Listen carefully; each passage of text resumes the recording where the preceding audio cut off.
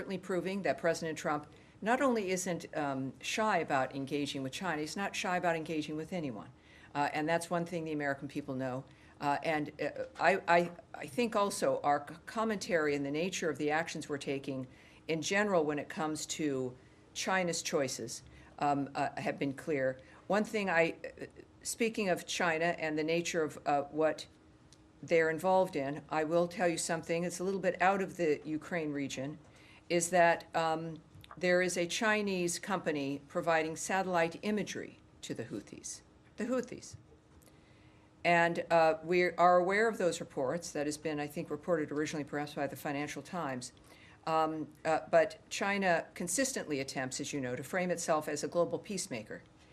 And however, it is clear that Beijing and China-based companies provide key economic and technical support to regimes like Russia, North Korea, and Iran and its proxies.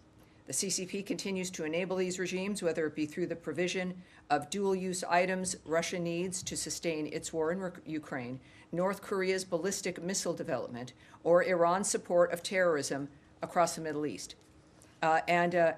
Just again, taking back to my topper a bit on Cheng Guang, it's a dynamic where it's clear, as we're learning, their engagement with war and the suffering of people globally. Of course, that remains unacceptable.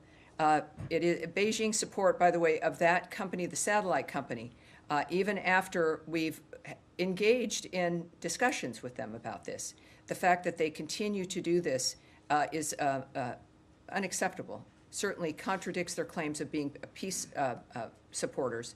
And we urge our partners to judge the CCP and Chinese companies, again, on their actions and not their words. And my second question, Second question, if I may, want to go back to Sunumi. You made your comments about it last time. Yes. I was hoping you could help us clarify either kill or keep alive reports that U.S. has blocked a G7 unified response to Sunumi. I'm confused because we have seen the Secretary's statement, the President's statement. They were very clear about that. You know, the reports suggest that you have been doing it because you want to refrain from quote-unquote angering Russia. Well, again, I understand that we all see a lot of things written. It's perhaps your colleagues, people you know, but the world does not run on the guesswork or the conspiracy theories that show up in newspapers and magazines. It's clear to the world that that was a horrible strike, but also the notion of me engaging in discussing what our private diplomatic conversations might be is not going to happen. But we also know that because you don't hear about our reaction, because we're not going to engage in this public dynamic, doesn't mean that things aren't happening. So we clearly don't run foreign policy based on whatever new conspiracy theory or supposition that's coming up in a magazine about what we're doing or why we're doing it or why we're not doing it.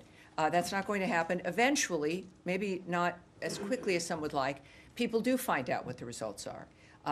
So that's as much as I'll say about that particular report. Yes, ma'am.